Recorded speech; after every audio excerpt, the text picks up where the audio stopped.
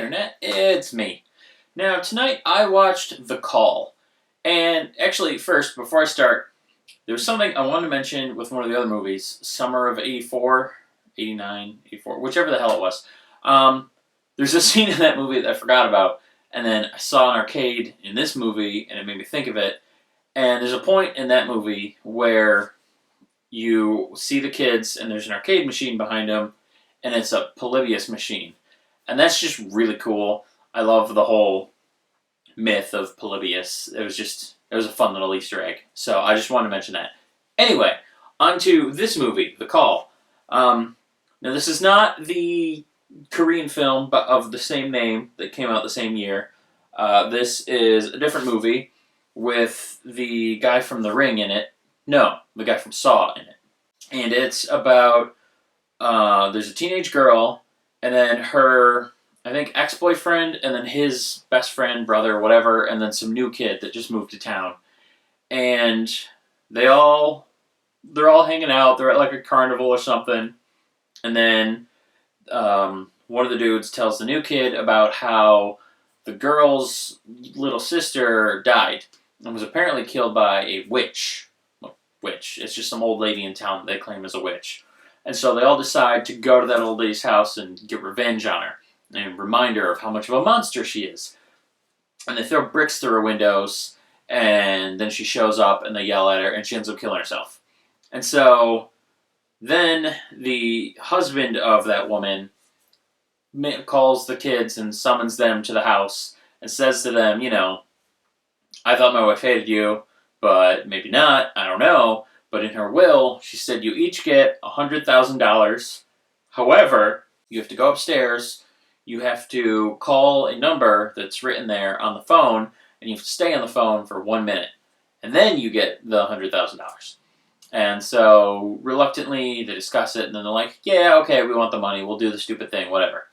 And then they do, and then the lady, brings them into their own worst memories and nightmares, and then just hijinks ensue.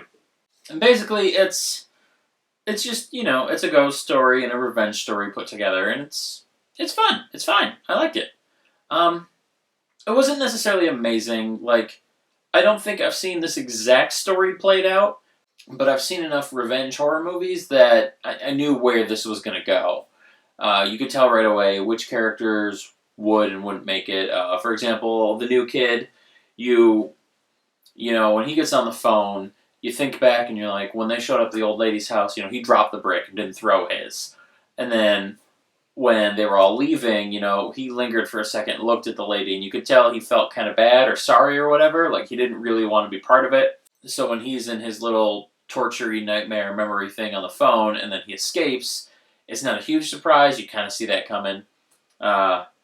So, I don't know, it was a bit predictable. It was a story that you could see coming. Nothing really new was here, it kind of played out the way you thought it would. But that doesn't mean it wasn't fun. I mean, a lot of movies are predictable, and they all end up fun. So, it's fine. The effects were good. I liked how the dead lady looked and how just a lot of the stuff in the memories would kind of warp and make things just, interesting and scary. And I liked a lot of the set design and all of that. Everything looked really good, cinematography-wise.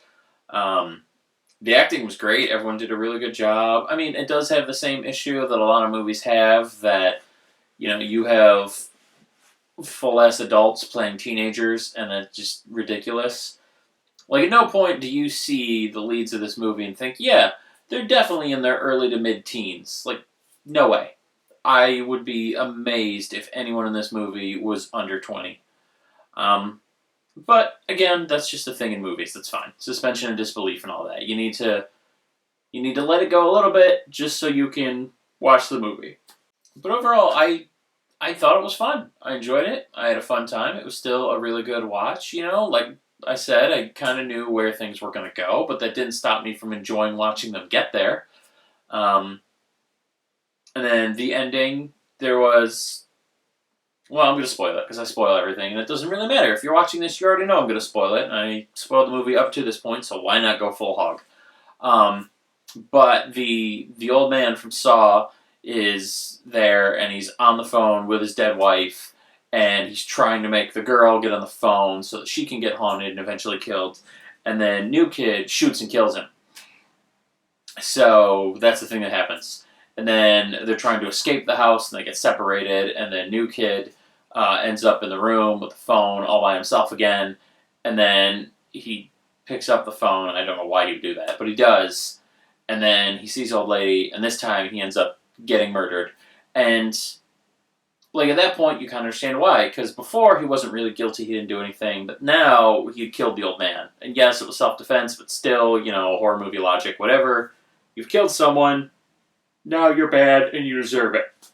So overall, it was fun. I like the ending. I like the movie, the acting, the visuals. Everything was great. It was a good time. I enjoyed it. It's not like the greatest thing I've ever seen, but it's definitely good, above average, worth watching or watching again.